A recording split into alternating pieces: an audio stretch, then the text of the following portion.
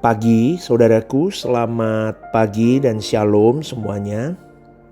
Tahukah saudaraku, Allah Bapa itu memiliki banyak anak dengan kepribadian mereka yang berbeda-beda. Tapi ada satu prinsip yang sama, yaitu tidak memiliki hasrat atau keinginan yang bertentangan dengan Allah itu sendiri. Itu kesamaannya.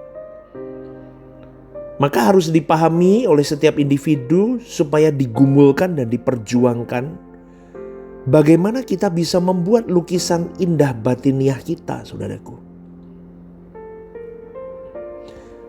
Tapi fakta yang bisa kita lihat dan bisa kita alami seakan-akan Tuhan itu tidak memaksakan pilihan itu. Bisa dikatakan begini, kamu mau berjuang untuk menjadi lukisan indah atau tidak, itu pilihanmu dan aku tidak memaksa. Tuhan seakan-akan mau berkata begitu. Sehingga itu membuka peluang kepada banyak manusia untuk tidak fokus kepada pilihan Tuhan itu. Maka akibatnya terjadilah banyak pasivitas rohani. Sibuk pelayanan, sibuk ini dan itu tentang gereja, sibuk tentang spiritualitas kelihatannya, tetapi tidak ada progresivitas.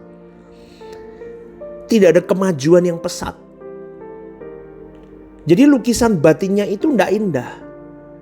Atau kalau boleh biasa saya katakan, tidak berbau harum di hadapan Allah. Karena karakternya tidak ada perubahan. Dulu sebelum masuk ke dalam gereja, sebelum aktif di gereja, karakternya udah rusak. Sekarang sudah aktif di gereja, karakternya gak ada perubahan. Tetap jahat. Tetap dendam sama orang. Terbiasa gak jujur ngomong. Balas kejahatan sama kejahatan. Dan masih banyak lagi lainnya. Maka saudaraku, di sini saya mau mengajak kepada kita semua yang mendengarkan renungan pagi hari ini. Tidak boleh ada kejahatan di dalam diri kita. Karena menjadi anak-anak Allah itu harus berkenan. Tidak boleh setengah berkenan atau seperempat berkenan. Karena kalau kita benar-benar menghormati Tuhan, mempercayai Dia dan mengasihi Tuhan, kita pasti berjuang loh. Kita pasti mau berjuang, saudaraku. Tapi masalahnya banyak orang yang tidak percaya. Mereka berkata Tuhan itu seperti gak ada deh. Lalu ngapain menghormati Tuhan? Lalu ngapain mengasihi Tuhan? Tuhan itu rekayasa ciptaan manusia. Betul gak? Banyak orang ngomong begitu loh hari-hari ini. Semakin kehidupannya tidak mengalami perubahan. Perubahannya gak berarti sama sekali. Perubahan yang seperti Allah kehendaki tidak akan pernah tercapai. Maka Kolose 3 ayat 3 menuliskan, kamu telah mati dan hidupmu tersembunyi bersama dengan Kristus di dalam Allah. Inilah alasan kita hidup. Karena alasan inilah maka saya mengajak pagi hari ini, pikirkanlah perkara yang di atas, bukan perkara di bumi. Maka setiap anak-anak Allah pasti memiliki karakter ini. Yang pertama, setiap anak Allah itu harus berkenan. Katakan amin, saudaraku. Dan yang kedua, setiap anak Allah itu memang diproyeksikan untuk dimuliakan bersama dengan Tuhan Yesus. Kalimat lain yang dapat kita temukan di Alkitab, kita dikatakan begini, akan duduk sebagai raja-raja. Kita tidak berambisi untuk mendapatkan tahta itu. Amin, saudaraku. Namun kita merindukan untuk bersama selamanya dekat lekat dengan Tuhan. Itu saja, saudaraku.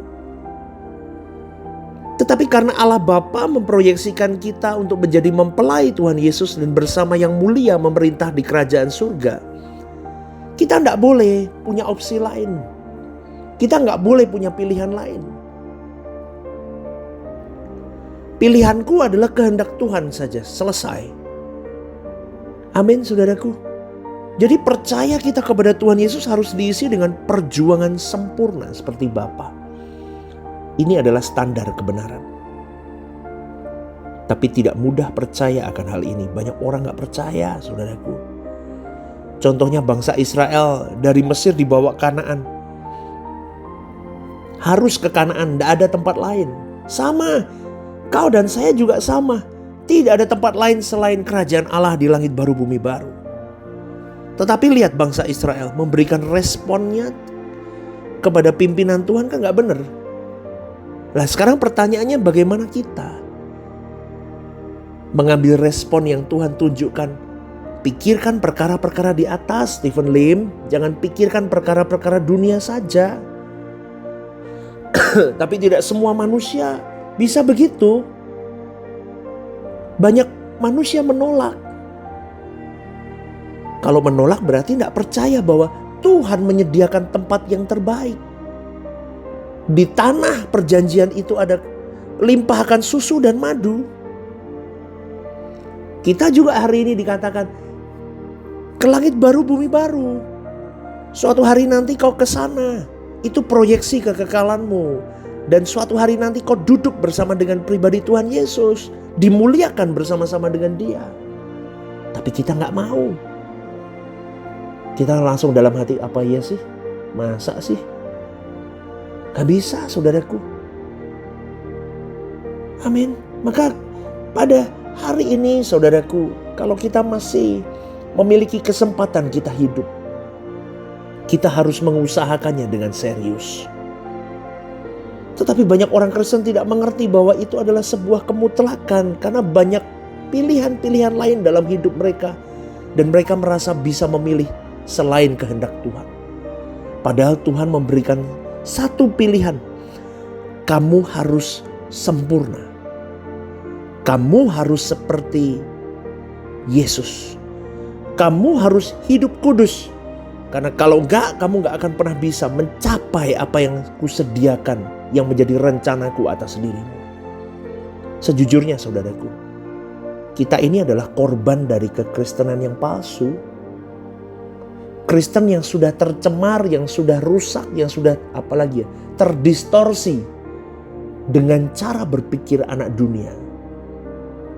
Sehingga kita merasa wajar saja hidup seperti orang lain hidup. Tapi untungnya loh, karena kemurahan Tuhan, Tuhan proses dirimu dan diriku sampai hari ini. Supaya kita bisa mencapai kata sempurna itu. Kalau kita tidak berani keluar dari zona nyaman yang selama ini kita nikmati, maka kita tidak akan pernah menjadi anak Allah yang sesuai dengan standar Allah. Ingat saudaraku, pegang kalimat ini. Kau dan saya must be perfect. Kau dan saya harus sempurna. Sebab Tuhan tidak akan memuliakan orang yang tidak mulia. Dan standar mulia ini adalah serupa dengan Yesus. Maka di dalam tahun ini, saudaraku, gereja yang saya gembalakan, Rehoboth Semarang, ada tema besarnya yaitu to be like Christ. Kita harus benar-benar berjuang seperti pribadi Yesus.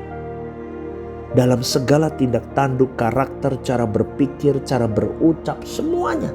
Semuanya, bagaimana kita menghandle keluarga kita, bagaimana kita menjadi perwakilan Kristus kepada keluarga inti kita. Kepada anak, suami, istri, orang tua, mertua, kepada keluarga rohani, teman-teman pelayanan ini dan itu terus saudaraku. Itu memang tema yang saya berikan di tahun ini. Kita gaungkan itu. Kenapa? Karena memang Tuhan kejar, tidak ada pilihan lain selain must be perfect. Harus sempurna, harus kudus, harus hidup sesuci-sucinya, harus hidup tanggalkan seluruhnya, harus basah di hadirat Allah. Kenapa? Karena kalau engkau tidak berjalan dengan Roh Kudus dan basah di hadirat Tuhan, dan kau tidak berani menanggalkan manusia lamamu, must be perfect hanya slogan, tidak akan pernah terjadi dalam hidup kita. Tetapi kalau kita berani berjuang mengenakan itu tiap hari, saudaraku, percayalah kita akan dimuliakan bersama dengan Tuhan Yesus suatu hari nanti. Maka ingat ya, must be perfect to be like Christ. Selamat pagi dan Tuhan memberkati.